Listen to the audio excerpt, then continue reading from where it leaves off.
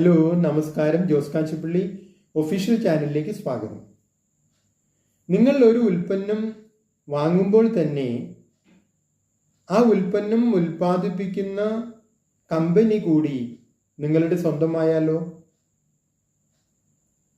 ഇത് പ്രായോഗികമാണോ എന്നെല്ലാം നിങ്ങൾ ചിന്തിക്കുന്നുണ്ടായിരിക്കും.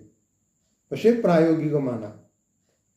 അതിന് നിങ്ങൾ ചെയ്യേണ്ടത്, നിങ്ങൾ ആ ഉൽപ്പന്നം വാങ്ങുന്ന കൂട്ടത്തിൽ തന്നെ ആ ഉൽപ്പന്നം ഉൽപ്പാദിപ്പിക്കുന്ന കമ്പനിയുടെ ഓഹരികൾ കൂടി വാങ്ങണം.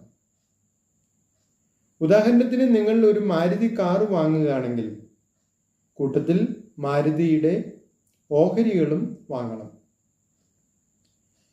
നിങ്ങൾക്ക് എത്ര ഓഹരികളുണ്ടോ ആ ഓഹരികളുടെ വിപണി മൂല്യം എത്രയാണോ, അതെത്ര ചെറുതായാലും ആ മൂല്യത്തിന് തുല്യമായ തുകയ്ക്കുള്ള ആ കമ്പനിയുടെ ഉടമസ്ഥാവകാശം നിങ്ങൾക്ക് സ്വന്തമായി.